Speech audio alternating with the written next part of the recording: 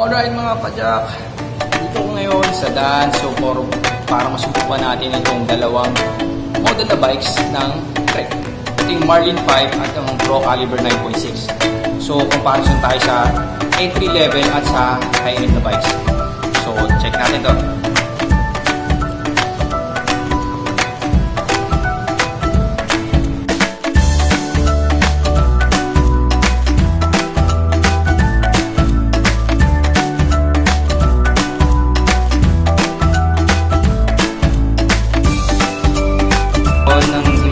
Dance is yung Trek Marlin 5. So ito yung pinaka low end para ma-basis natin kung ano pagkakaiba.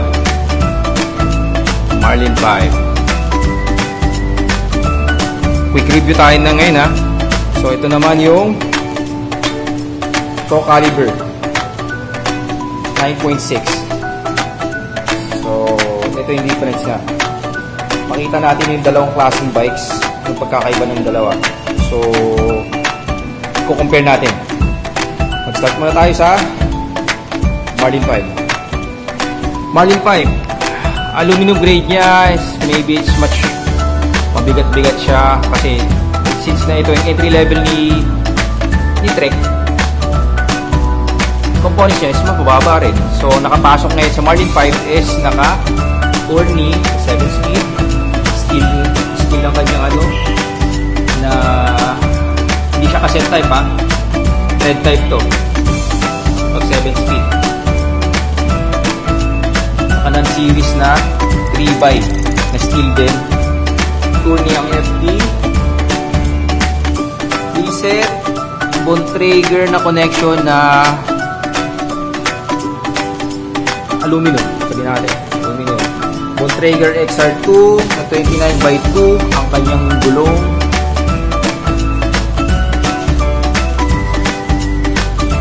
Ang port na kamount sa kanya is Suntour XCE. Siyempre, ito yung entry level na preload lang. Tektro hydraulic na mineral oil.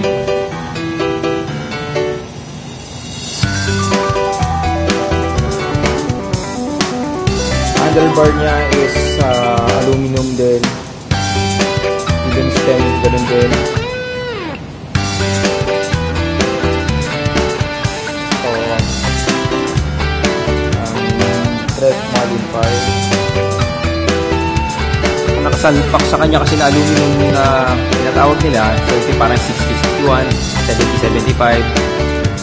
Naka-silver alpha siya. So, maybe ito yung 70-75.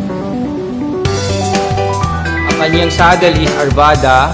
So, Pro Moly ang kanyang hair railing. Seat post niya ay 31.6 na aluminum din.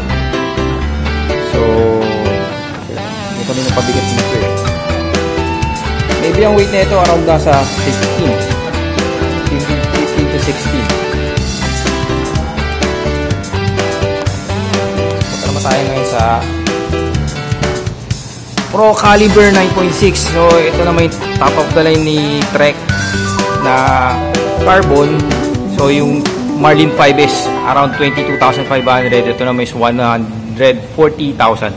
So ang components naman nakalagay sa kanya is naka-NX na Eagle 1x. Dito tayo. NX Eagle na 12-speed. 1x na crank na 28.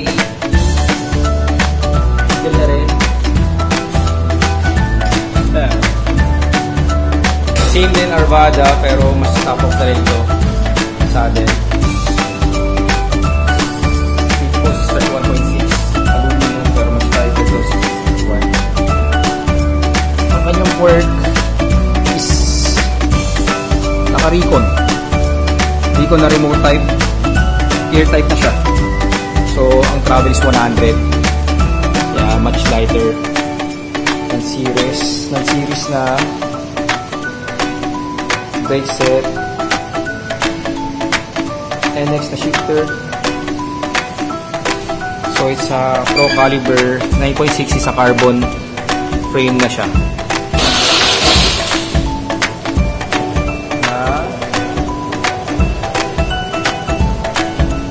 OCLD carbon. So ito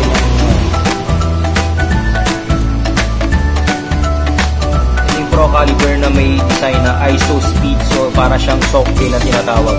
So nakita niyo meron siyang linkage yan.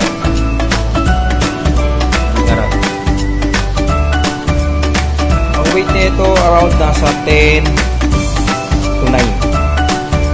So kung sabihin mo sa ano, mas maganda pala siya compare mo kay Marlin sa low end. Naka-axle na ito at naka-boost. So kung comparison mo to sa dalawa, budget wise, okay ang Marlin 5 kung mag-start ka talaga sa bike. Pero kung magkukumpit ka talaga, mas okay ang Pro Caliber. Kasi kung sabihin mo sa ano, race ready na siya. Yun, kung sabihin mo sa ano, ang everyday ano lang, or sabihin natin ride lang, normal ride, mas okay ang ano, ang Marlin 5. So, dito na tayo natapos. I hope nakatulong ako sa inyo mga kapadyak. So, salamat sa panonood.